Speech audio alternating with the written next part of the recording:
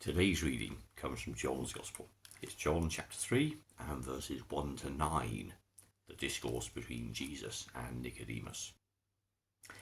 There was a Jewish leader named Nicodemus who belonged to the party of the Pharisees. One night he went to Jesus and said to him, "Rabbi, we know that you're a teacher sent by God. No one could perform the miracles you are doing unless God were with him." Jesus answered, "I'm telling you the truth. No one can see the kingdom of God unless he is born again." "How can a grown man be born again?" Nicodemus asked. "He certainly can't enter his mother's womb and be born a second time." "I'm telling you the truth," replied Jesus. "No one can enter the kingdom of God unless he is born of water and the Spirit. A person is born physically of human parents, but he is born spiritually of the Spirit. Do not be surprised because I tell you that you must all be born again. The wind blows wherever it wishes. You hear the sound it makes, but you do not know where it comes from or where it is going. It is like that with everyone who is born of the Spirit." "How can that be?" asked Nicodemus. John gives us this discourse between a wise, educated, religious man, a member of the organized religion, who comes to Jesus by night.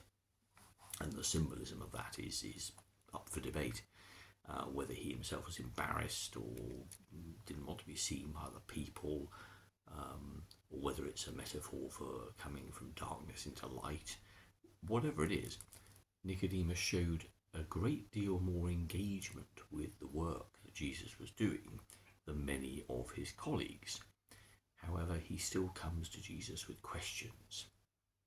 But he does enter into a conversation, which at least is something. And that's a good start for all of us, isn't it? That when we're dealing with people who we don't understand, at least talk to them, start by having a conversation, have a discourse. But Nicodemus is very confused from the beginning. "How can this be?" he says. And I feel a lot of sympathy for Nicodemus because there are so many things in life where I just think, I don't understand how that can be. But this is not the end of the conversation, is it? Simply to sit back and say, "I don't understand." That's simply a statement of fact, a situation you find yourself in about that particular conversation. But there are things you can do about it. And finding oneself saying, "How can this be?" a lot of times is a warning flag to all of us to say that we need to become a little more flexible in our thinking. And this particular issue is rather like physical fitness. You can solve it, you can get better at it by practicing techniques that stop you from asking that question. How can this be? Well, instead of being perturbed and stuck in that situation, simply ask yourself, okay, so let's just stop all the over-analysing. Let's just stop all the thinking and the logic and the justification. And of course, if it's an inflammatory conversation, all the hurt, all the confusion, all the anguish that such conversation even causes you. And instead, open your mind to the possibility of new things. It may mean breaking with years of conditioning. It may mean breaking with tradition or custom. It may mean letting go of some of the things that you previously held to be very important. But one truth, amongst so many others, about people is that we're all very complicated beings, born of so many different moments of encounter and reflection. And the resulting attitudes and conversations that we have with people are formed by this very rich tapestry of thought and evaluation. We're not simple beings, and it isn't easy sometimes to navigate and negotiate into another person's way of looking at the world. Some things, of course, possibly can be rejected out of hand as simply right or wrong, but it's a very grey area, isn't it, between all the things we encounter. Here we're not talking necessarily about broadening our moral or ethical teaching or our minds.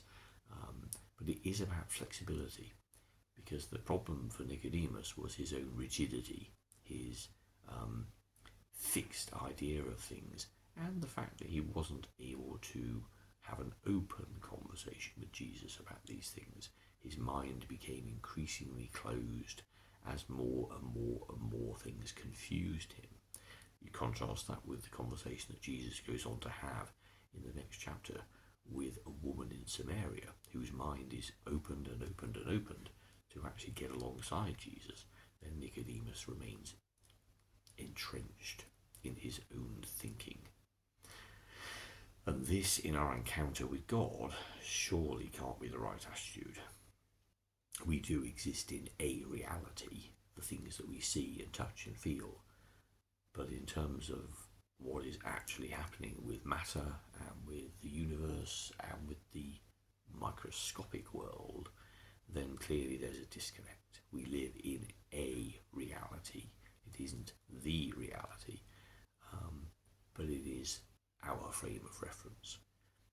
So we need to be people who are aware of that range and diversity and embrace new things, and fundamentally look not for logic and appeasement, but for emotion and for an agreement with some central core values. We praise and worship a God of love, a God of unconditional grace, a God who loves every person who's ever been and ever will be as a special, unique child. And our attitude to the rest of the world needs to be the same. We look at others as equals. We look at others deserving in respect. We look at others without prejudice or judgment, because that's how God has treated us. So for each one of us, there is a constant, daily set of encounters that we have that we judge using that yardstick.